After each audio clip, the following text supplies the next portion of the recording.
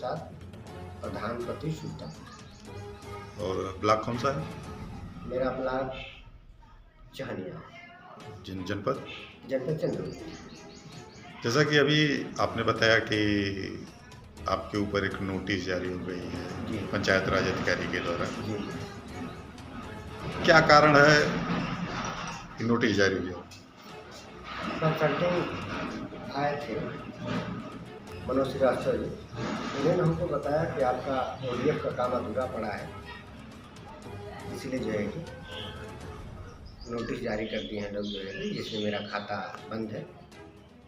राजनीति का पहले आप वर्क करते हैं उसके बाद पेमेंट होता है, या पहले जी नहीं निधि आती है उसके बाद जो है बनते हैं एस्टीमेट जी, वगैरह उसके बाद? जी निधि आती है, निधि आने के बाद जो है कि एस्टीमेट बनता है, एस्टीमेट बनने के बाद काम कराया जाता है, काम पूर्ण हो जाता है तो पेमेंट होता है। तो मान लीजिए आप प्रधान हैं और आपके पास बैलेंस नहीं है, जी, तो आप कैसे काम कराएंगे ऐसी स्थिति में? इसी का रोना है ना, इसी का रोना है कि अगर मान लीजिए जो पेमेंट हुआ है पिछला, अगर उसका पेमेंट नहीं हो पा रहा है, जिस कार्य का पेमेंट जो है कि जो कार्य आप करा चुके हैं, जो कार्य मैं करा चुका हूँ, अगर उसका पेमेंट नहीं होगा तो मैं दूसरा काम कैसे करा पाऊँगा? क्योंकि ब्लॉक में बहुत ऐसे प्रधान हैं जो कमज़ोर तबके के हैं, तो कैसे करा पाएंगे?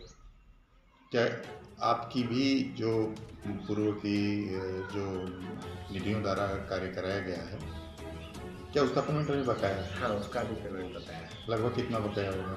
लगभग 2 लाख के आसपास बताया होगा। 2 लाख। जी, आपके गांव की जो निधि है टोटल कितनी है एक वर्ष की विकास कार्यों की?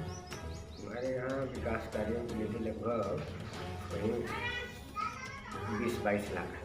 20-22 का। जी, तो पेमेंट वगैरह में कुछ कमीशन भी देना पड़ता है क्या? हाँ, कमीशन तो सभी लोग देते हैं, हम भी देते हैं। तो कितना कमीशन का परसेंटेज क्या होता है? 10%। ये 10% लेता कौन है? 10% वही सचिव लोग लेते हैं। सचिव है। आपके यहाँ कौन सचिव है? हमारे यहाँ सचिव विजय यादव जी। विद्या यादव।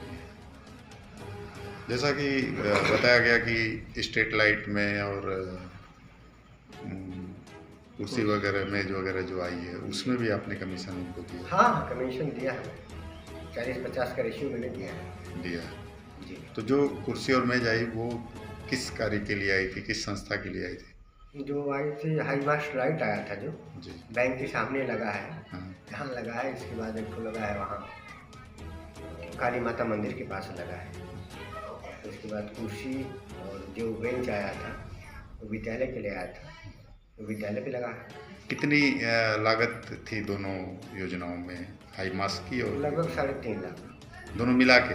नहीं, हाँ दोनों मिला दोनों मिला के। जी। तो इसमें 40 से 50% दोनों का अलग अलग इन्होंने लिया। तो प्रधान जी फिर गुणवत्ता भी तो कमज़ोर हो जाएगी अगर कमीशनबाजी होगी तो? कमीशनबाजी की वजह से तो गुणवत्ता कमज़ोर हो रही है, हम लोग काम करा कर भी परेशान हैं, क्या किया जाए। इस बाबत कभी शिकायत वगैरह की गई? मैं DPRO साहब के यहाँ गया था, लिखित दिया था इसी तो मैं काम कर रहा हूँ, सो सर जो है कि आज मेरा पेमेंट नहीं हो रहा है। क्या ठीक है, कोई बात नहीं, हम देखते हैं, दिखाए।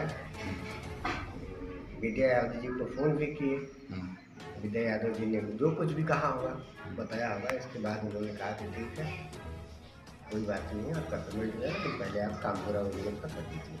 ODF के कार्य को ही लेकर मेरा जो है इस बात तो अपने विधायक जी को भी जो है? हाँ, मैंने विधायक जी को लिखित दिया था, मैंने लिख कर दिया था उनके आवास पे। मैं गया था जो है कि कार्यालय पे जो है कि शहर राजा, मैंने विधायक जी को मैंने लिखित नहीं दिया था।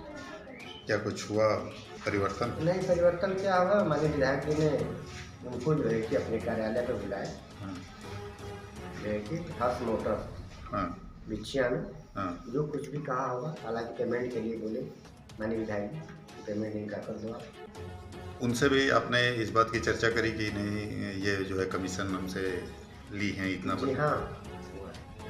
तो उस पे उन्होंने उनको क्या कहा? जो कुछ भी कहा होंगे मेरे सामने की बात नहीं, मतलब मैं उस समय उपस्थित नहीं था, माननीय विधायक जी के सामने मैं उपस्थित नहीं।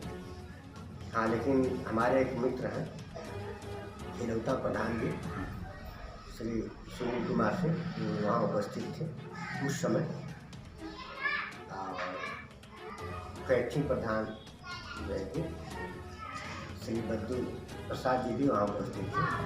इन लोगों के सामने विधायक ने इन लोगों ने उनसे कहा कि जितना तत्काल हो सके प्राथमिकता पर ग्रहण कर देगा और इसके बाद सिस्टम देखिए परेशानी।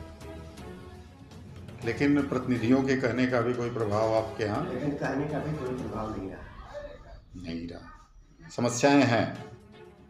जटिल समस्या।